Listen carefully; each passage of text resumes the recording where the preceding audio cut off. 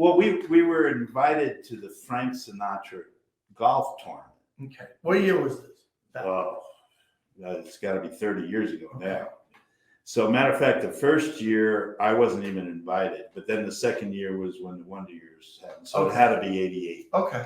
So you go, you know, and they have all these tables, and the guests of and you played golf, and it was like a barbecue. Then you played golf again, and it was a gala, black tie, and Frank always sang.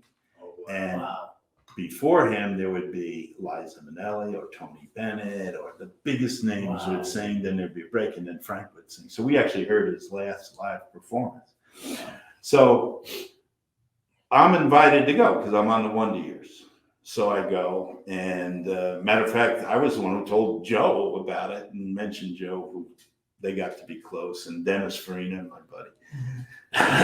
But the first year I go, it's like 50 tables. I'm number 49. Frank's one, you know. You can't get me there. So, and after the gala, there's a special party at his house. And if you have a star on your invitation, you can go. Man. There ain't no star on my invitation. I looked in the envelope, I shook it. I've been like, excuse me, something's wrong. My star must have fallen off. Yeah, nothing.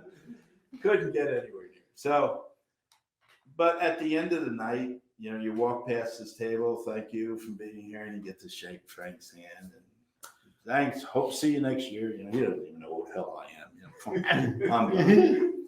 So they were snapshots on Long Island. And one of my best friends in high school, this woman I knew, and married, 2 kids, nothing romantic. And she has lupus disease. And she calls and she says, oh, I saw the pictures. I would love to go to something like that. So the next year, I sent her a first class plane ticket. I said, tell your husband I'm robbing you. You're coming to the Sinatra thing. So I'm at table 48. Wow. Moving on up. Ratings went up. No star, you know. Still no star. You're getting closer. Yeah, I did. So she says, I really like to meet Frank Sinatra and Barbara Sinatra. And I think Kirk Douglas was the guest of honor, and they're at that table. And I think Tony Bennett was singing with him. Oh, he does a good Tony. Yeah. I got another story about that. So what happens is she says, I want to meet him. And I said, at the end of the night, we'll get to shake their hand, but that's it. Now she says, I got to go to the ladies' room. And she is gone a long time, and I'm worried. I'm thinking maybe she had an attack or something. She comes walking in with Barbara Sinatra. Yeah, right past me, right to the table. Frank's hugging her. I'm in the back going, yo, hey, nothing, not a thing. I'm thinking. So I said, that is hysterical. So now she comes back, and I said, you couldn't call me. She goes, oh, they're so nice. You wouldn't believe how nice they are. And I said, no, I wouldn't know. You know, I don't know. Anyway, the night goes on. It's over. They're going to go to their party. We come walking by, and she hugs Barbara Sinatra. Frank shakes her hand, kisses her hand. And then I said, hi, Mr. Who's the schmuck? Oh, yeah, I'll see you next year. And then Barbara whispers something in Frank's ear. And Frank Sinatra goes like this. Way to go, kid. I'll see you next year, right? I said, yeah, sure. I leave. A month later, I get my credit card bill. No charge for the airline ticket. 2 months later, there's no charge. So I call him. Back then, you can hear him typing. Yeah. And they said, it's been taken care of. Oh, man. I said, you know how hard it is to get into somebody else's credit card? Now, American Airlines was one of the sponsors, so I'm sure there was a connection. Anyway, so now I go to next year. I'm not even with my friend Nancy. You know, I get in, boom, there's the star. I'm at table 20. Even Joe said, who the hell are you? So, but Joe was always invited to the party. So I go to the party, and I'm sitting next to Tony Bennett because one of his good friends was Joe Mantegna.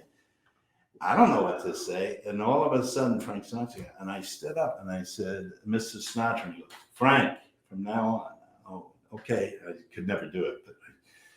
And I said, I just want to thank you. No. You're my friend now. And he couldn't remember people's names, so he gave everybody nicknames. I've Yeah. heard that before. Yeah, and he knew I was a Marine. Somebody told me, so he said, Jarhead, you're my friend now. Wow. And I was always invited. And I'll tell you how far it went. When I was married, my wife and I would go down to the Barbara Sinatra Hospital when we didn't have to. It was no event. If we went to Palm Springs, we went to see the kids, because of the Wonder Years. And the kids loved that, But he said, if I'm ever in Palm Springs, stop at his house. So I go a couple of times for the kids, nothing. And then all of a sudden, about the fourth time I went, I get a call. Hey, Jarhead, you were here? You didn't stop? I said, oh, I didn't know you were in town. He goes, no, you stop. You stop. Boy, I'll tell you, we went down about 4 or 5 more times. He wasn't home. Once I went down there to play golf. I go there, he was, Jarhead, come on in, sit down. Except for a couple. Wow. So. And then did he, so obviously your friend must have told Barbara the story. Yes. And then she related to Frank. And Frank. And that he thought that was really great of you. Yeah. You were a class act. Wow. But he would never let you thank him for it. He goes, no, that's what we're supposed to do. Wow. Don't thank me. He didn't want that. So, see, it's good, great stuff. That's awesome. Yeah.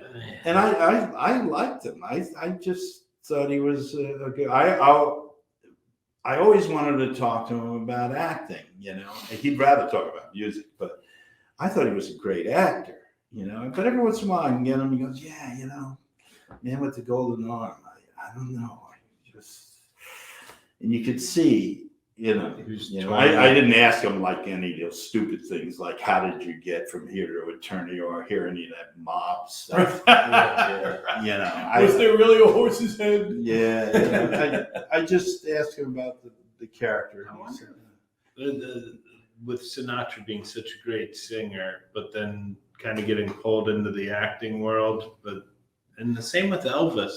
If you watch Elvis movies, he's actually a pretty good actor. Well, he wasn't. I don't think he was at the level of Frank Sinatra, but he was a good actor. But just because you're a great singer, it doesn't mean you're a good actor. No, Tony Bennett tried a couple of times. Oh, that's true. Tony Bennett never did anything. Yeah, the Oscar was the name of one of the movies. He didn't like it, whereas Frank really. Because I always felt singers, and for the most part, if you think about Judy Garland, Frank Sinatra, Dean Martin, they had a gift for comedy because they understood timing. Yeah.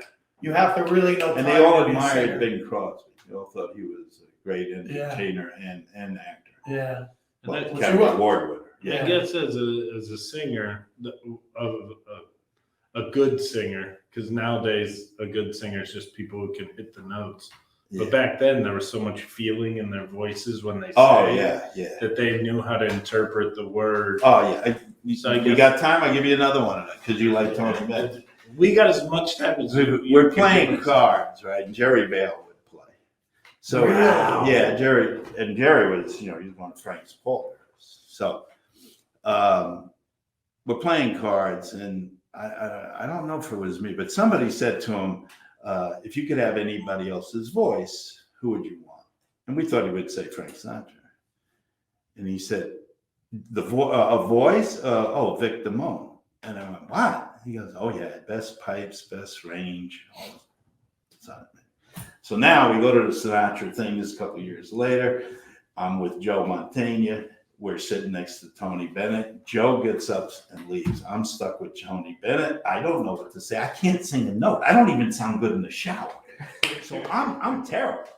I don't know what to say. So I said, Mr. Bennett, if you could have anybody else's voice, who would you want? I'm saying, he's going to say Frank. And he says, Vic Damone. That's what Jerry Vale said. He says, oh yeah, best set of pipes. And over my shoulder I hear, what about Vic? And it's Frank Sinatra. And I said, I can't believe this, Mr. Sinatra. I couldn't call him Frank. I said, I can't believe this, sir.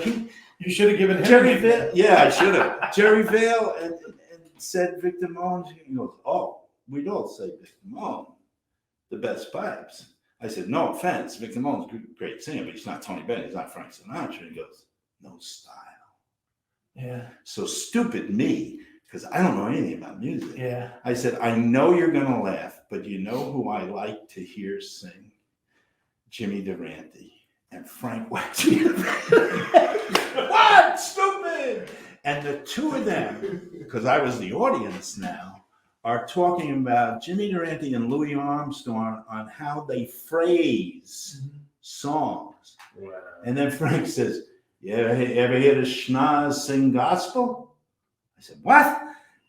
I still have the disc he sent me. He mailed it to me. Yeah, it's called Jimmy Durante Songs for Sunday Morning. Wow. And it's Jimmy Durante singing gospel. And it's amen.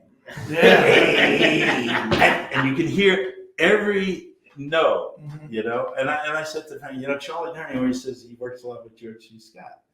He says what made Scott such an exception was the way he phrased it. And Scott is the only actor I know who can put two syllables in the word God. He never says God. He says God. God. And Frank says, yeah, it's all about that. And these two pros with this schmuck in the middle, and you thought they were 18 and just started singing. Yeah. Not that they were the two greatest. It had nothing, it didn't matter. It's really cool to hear that people of that level are still fans. Oh yeah, ask me what my favorite thing I ever did. What's your favorite thing you ever did? The next one.